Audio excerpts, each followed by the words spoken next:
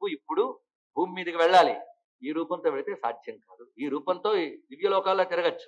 కానీ నువ్వు భూమి మీద ఆ భవనానికి నా యొక్క సభకి చేరుకోవాలి అంటే మరొక రూపాన్ని ధరించాలి. ఆశీవిష ఫణీంద్రత్వ జలధ్వన్ని వినోచనాం. నీ రూపం సామాన్యం కాదు, తీవ్రమైన ప్రకాశమైన రూపం. పైగా సహస్ర శిరసం దృష్ట్వా 1000 పడగలు వేసుకుని నువ్వు అక్కడికి వెళితే లాభం లేదు. అందుకు నువ్వేం చేస్తావంటే నీ కోసం తప్పించిపోతున్న వాళ్ళు కొందరు ఉన్నారు. వాళ్ళకి నువ్వు ఇప్పుడు పుత్రుడిగా వెళ్ళాలి. ఆ వెళ్ళడం కోసమై దానికి తగ్గ రూపాన్ని ధరించు, నీకు అనుగ్రహిస్తున్నాను అన్నట్ట పరమేశ్వరుడు. వెంటనే ఎలా వెళ్ళాలో ఏమిటో కూడా ఆయన మార్గం చెప్పాడు. దానికంటే ముందు నువ్వు ఎవరికి అవతరించాలో ఏమిటో చెప్తున్నాను, వాళ్ళకి అవతరిస్తాం. వారు అత్రి అనసూయలు. నిన్ను పుత్రుడిగా పొందాలని తప్పించిపోతున్నారు.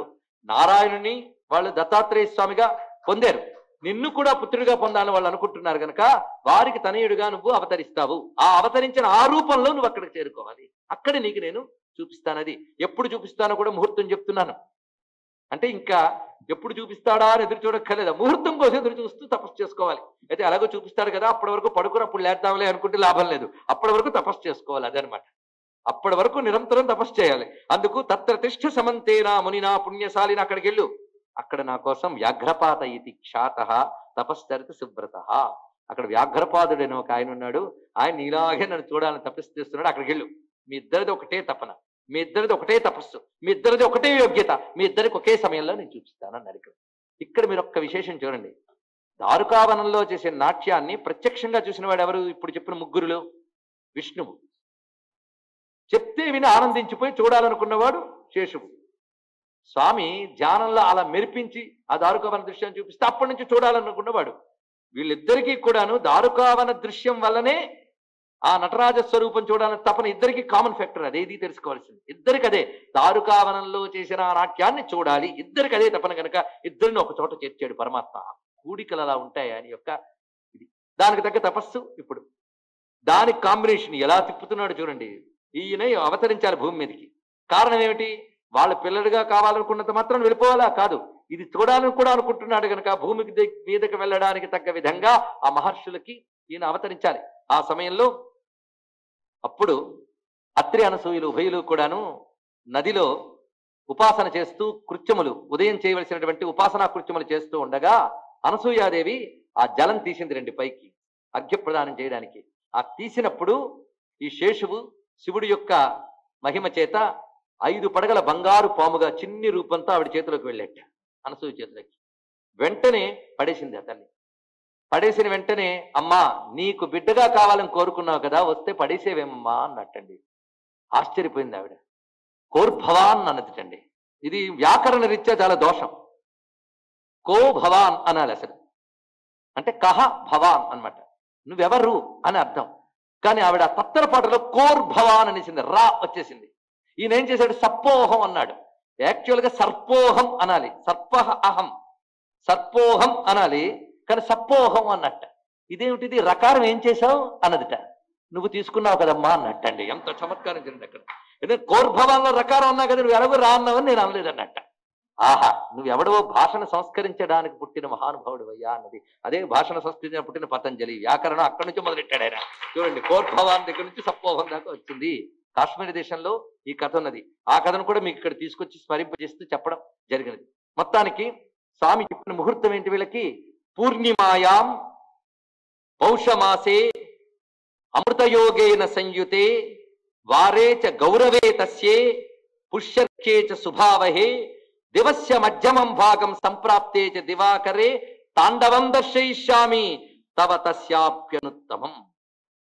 నీకు వ్యాఘ్రపాదుడికి కూడా నేను చూపించబోయే ముహూర్తం పుష్యమాసంలో అమృత యోగం. యోగాల్లో అమృత యోగం ఉంది కదా, అమృత యోగంలో పూర్ణిమ నాడు, గురువారం నాడు, పుష్యమీ నక్షత్రంలో కూడుకున్నటువంటి సమయంలో, సూర్యుడు మధ్యాహ్న కాలంలో ఉన్నప్పుడు నీకు వ్యాఘ్రపాదుడికి నా యొక్క తాండవాన్ని చూపిస్తాను అని స్వామి చెప్పాడు.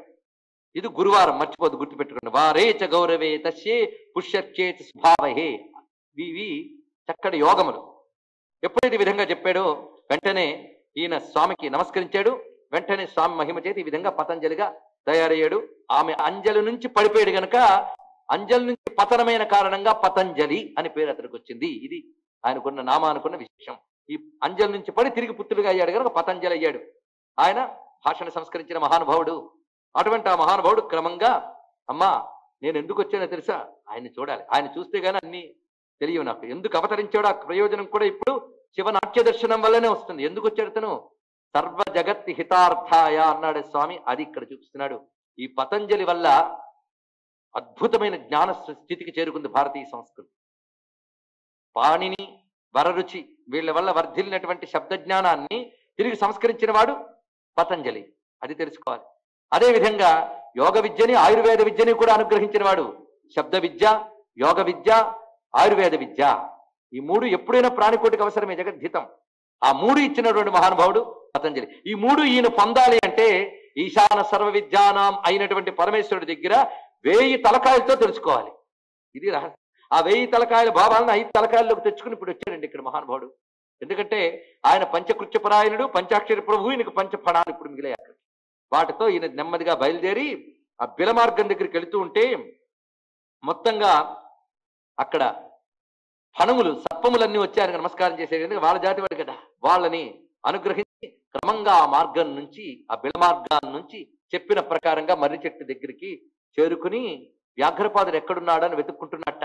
ఆ వెతుక్కోవడం ఈ 5 తలకాయలకి 2 కళ్ళు మనం అనుకున్నప్పటికీ కూడా ఆయనకి 5 కళ్ళుటండి వెతుక్కునేటప్పుడు. ఏమిటా కళ్ళు అంటే పంచాక్షర విలోచన, పంచాక్షరే కళ్ళుగా కలవాడు. అంటే శివుణ్ణి వెతుక్కోవాలంటే పంచాక్షరియే నేత్రం, ఈ నేత్రములు కాదు. దానితో ఆయన క్రమంగా చేరుకున్నాడు అక్కడ ఆ దివ్యమైనటువంటి చోటికి. అక్కడ వ్యాఘ్రపాదుడి దగ్గరికి వెళ్ళి ఆయనతో సంభాషించేట. వ్యాఘ్రపాదుడు చూశాడు, మహానుభవ, మహా తేజస్సుతో ఉన్న తమరు ఎవరు అనగానే ఆయనకి ఆ అనువైనటువంటి రూపంతో అక్కడ సాక్షాత్కరించి, నేను పతంజలి, ఆదిశేషువు యొక్క స్వరూపమే నేను, జరిగినదంతా చెప్పేట.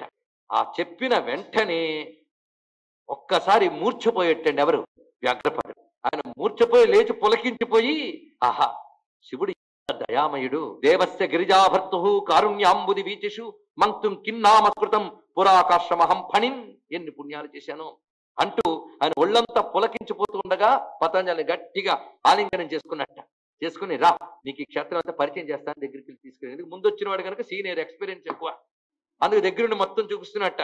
ఇదిగో ఈ తీర్థం చూడు, చాలా శ్రేష్టమైనటువంటి తీర్థం, ఇక్కడ స్నానం చేయాలి మనం అని ఇద్దరు స్నానం చేసి క్రమంగా మహేశ్వరంతో తేనీవ శ్రీ మూలస్థానవాసినం, అక్కడ ఉన్నటువంటి మూలస్థానానికి చేరుకుని సమస్త భువనాధారం, సమస్త భువనములకు ఆధారమైనటువంటి పరమేశ్వరుని ఆ దివ్యలింగంలో ధ్యానం చేసి ఆ క్షేత్రమునకు ప్రదక్షిణం చేసి, ఇక్కడ నేను పర్ణశాల నిర్మాణం చేసుకున్నాను, నువ్వు కూడా ఇక్కడే ఉండు అంటూ వారిద్దరూ కూడా అక్కడి నుంచి సంపూర్ణంగా తపస్సు చేసుకుంటున్నారు ఆ చోట్లో. తపస్యంతో నిరస్యంతో తావుభౌ లోకకిల్బిషం, పాపములు ఏవీ లేనటువంటి వారు, లోకదృష్టి ఏమీ లేని ఆ పరమ పుణ్యాత్ములైన వ్యాఘ్రపాద పతంజలులు ఇద్దరూ కూడా పరమేశ్వరుని నిరంతరం ఆరాధన చేస్తూ ఆయన యొక్క నాట్యాన్ని ధ్యానిస్తూ, ఏది చూడాలనుకుంటున్నారో దాన్ని ధ్యానిస్తున్నారు. ఏదైతే విష్ణువు వర్ణించాడో దానిని, ఏదైతే తన యోగంలో అలా చూపించి తీసాడో పరమేశ్వరుడు దానిని వ్యాఘ్రపాదుడు ఉభయులు కూడా అలాగా ధ్యానిస్తూ ఉన్నారు.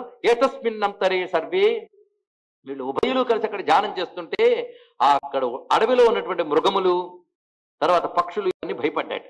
ఎంతవరకు పులి ఒళ్ళు వేసుకుని కాయని తిరుగుతూ ఉంటేనే ఏమివుతుందో అని భయంతో ఉన్నాం, ఏం కాలేదు. కానీ ఇప్పుడు మరొకడు పాముళ్ళు వేసుకుని వచ్చాడు అనుకున్నాడు, సర్పంలాగా తయారాడు. వ్యాఘ్రరూపీ పురే తస్మిన్ వసత్యేవ మహాముని పునరన్యసమాయాత ఫణిరూపో అధునాముని.